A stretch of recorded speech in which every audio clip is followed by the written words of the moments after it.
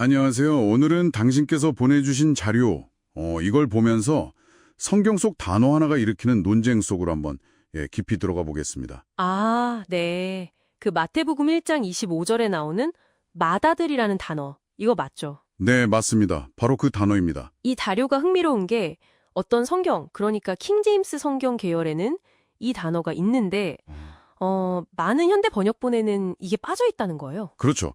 자료는 이게 그냥 뭐 번역 스타일 차이가 아니라 굉장히 중요한 신학적 문제랑 연결된다 이렇게 주장하고 있고요. 네네, 핵심 주장이 그거죠. 그래서 오늘 이 시간에는 도대체 왜 이 마다들이란 단어에 이 자료가 주목하는지, 또 이 단어가 있고 없고가 뭐 예를 들면 마리아나 예수님의 형제들 문제에 대해서 어떻게 다른 해석을 낳는다고 보는지? 그리고 왜 특정 번역본을 더 신뢰해야 한다고까지 주장하는지 그 근거들을 좀 파헤쳐 봐야겠죠. 네, 맞습니다. 자료의 논리를 한번 차근차근 따라가 보죠. 좋습니다. 그럼 먼저 그 문제의 구절부터 비교해 볼까요? 자료에 따르면 킹제임스 성경 기반 번역본은 마태복음 1장 25절을 이렇게 번역합니다. 그녀가 그녀의 맏아들을 낳을 때까지 그녀를 알지 아니하다가 낳음에 그의 이름을 예수라 하니라. 여기서 딱 맏아들, firstborn, 이게 핵심이네요. 네, 근데 이제 자료가 지적하는 다른 번역본들, 뭐 개역개정 같은 걸 보면요.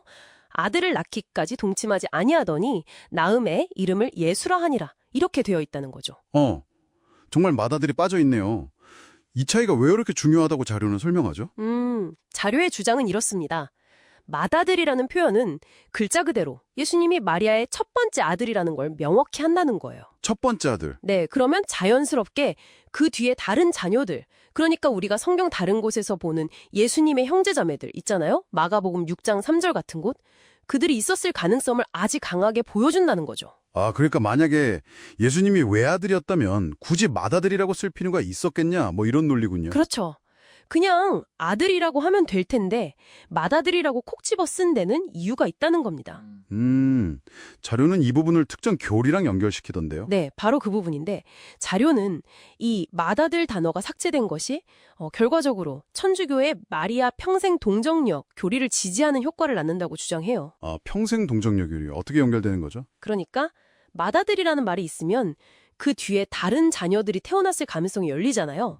그러면 마리아가 평생 동정녀였다는 교리하고는 좀 긴장관계가 생기죠. 그렇죠. 동생들이 있다면 평생 동정녀는 아니게 되니까. 네, 그런데 이 맏아들 단어가 없으면 예수님이 유일한 아들이었다고 해석하기가 훨씬 수월해지고 그럼 그 교리를 방어하기에 더 용이해진다는 겁니다. 그래서 자료는 이게 혹시 의도적인 삭제는 아니냐, 이런 뉘앙스를 강하게 풍기는 거죠. 와, 이거 정말 흥미로운 지적인데요.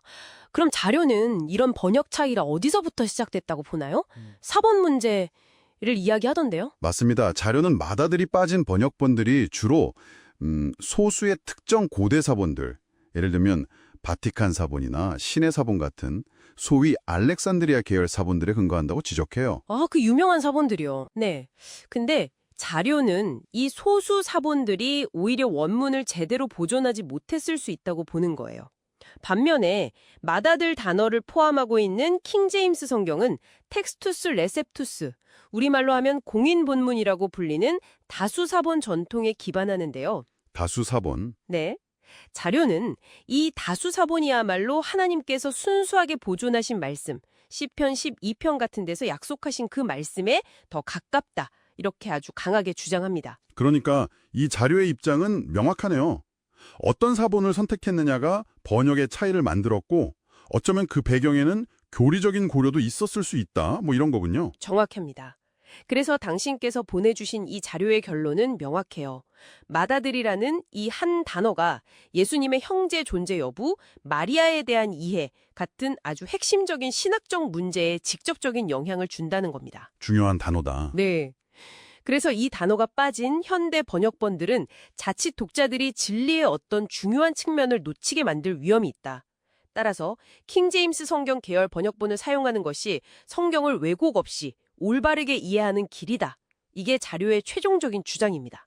오늘 우리는 당신께서 공유해 주신 이 자료를 통해서 마태복음 1장 25절에 맏아들이라는 정말 한 단어, 이 단어를 둘러싼 굉장히 치열한 논쟁을 살펴봤습니다. 네, 이 자료의 시각에서 보면 이 단어의 유무는 단순한 번역의 문제가 아니었죠. 그렇죠. 신학적 해석, 심지어 어떤 성경 번역본을 신뢰할 것인가 하는 문제까지 직결되는 상당히 중요한 사안으로 다뤄지고 있었습니다. 네, 이 논의를 보면 뭐랄까 성경처럼 아주 오래된 문헌을 우리가 접할 때 이 번역본들 사이의 차이나 정말 사소해 보이는 단어 하나하나가 얼마나 큰 의미 차이를 낳고 또 논쟁으로 이어질 수 있는지를 잘 보여주는 것 같아요. 맞아요. 당신께서 이 자료를 통해 접하신 것처럼 정말 작은 텍스트 차이가 때로는 우리의 믿음이나 해석에 상당히 큰 영향을 줄 수도 있겠구나 이런 생각을 다시 한번 하게 되죠. 네. 이 자료는 정말 단어 하나하나의 중요성을 강조하면서 특정 번역 전통의 거의 완전성에 가까운 주장을 펼쳤는데요. 여기서 청취자 여러분께서도 한번 깊이 생각해 볼 만한 질문이 떠오르는 것 같습니다. 어떤 질문일까요? 예를 들면 자료에서 보듯이 서로 다른 내용을 담고 있는 고대 서본들이 실제로 존재하잖아요. 그럴 때 우리는 과연 어떤 기준으로 가장 원문에 가까운 본문을 판단해야 할까요? 그건 정말 어려운 문제죠. 텍스트 비평의 핵심 질문이기도 하고요. 네. 그리고 또 하나는 특정 교리적인 입장의 성경 본문을 평가하거나 또 번역본을 선택하는 데 영향을 미치는 것. 이게 과연 어느 정도까지 타당한가 하는 문제도 생각해 볼 수 있을 것 같습니다. 그 영향이 없을 수는 없겠지만 그 경계가 어디까지인가 하는 문제겠군요. 그렇죠. 이런 질문들에 대한 답은 아마 정해져 있다기보다는 각자가 계속 고민하고 찾아가야 할 여정 속에 있지 않나 그런 생각을 해봅니다.